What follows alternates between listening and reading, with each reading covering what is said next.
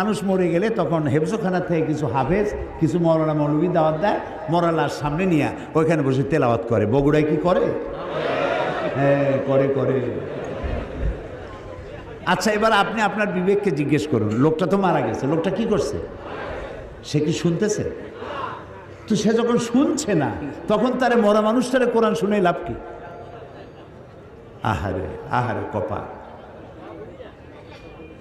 আহারে কপা। মরা মানুষকে কোরআন শোনায় লাভ নাই। আল্লাহর নবী বলেছেন, মুমূর্ষ ব্যক্তির কাছে বসে কেউ যদি সূরা ইয়াসিন তেলাওয়াত করে তাহলে আল্লাহ রাব্বুল আলামিন মুমূর্ষ ব্যক্তির মৃত্যুর আযাবকে কমাইয়া দিবে। তো যখন মরতে পড়ছিল সেই সময় পড়েন নাই, ছেলেটারে কোরআন শিখান নাই, মেয়েটারে কোরআন শিখান নাই, বউতেও জানেন না, নিজেও জানেন না, মরে গেছেন। মৌলভী সাহেবদের মৌলভী সাহেবদেরকে না আনিয়া, ভাড়া বললাম না শব্দটা বেয়াদবি হয়ে যাবে, তাদেরকে নিয়ে আসছেন, আনার পরে ওনারা তেলাওয়াত করলেন। এখন বোঝেন ওরা তো ছাত্র মানুষ, হেফজখানা থেকে 20 জন ছাত্র নিয়ে এসছেন, ছাত্র ছোট মানুষ।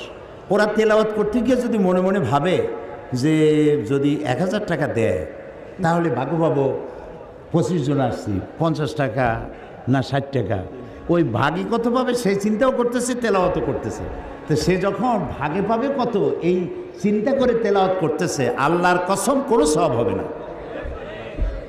তো কোনো সওয়াবও হইল না, মুদ্দারেও শুনল না, মেহনত বরবাদ, গুনাহ লাজেম, কোনো কাম হইল না।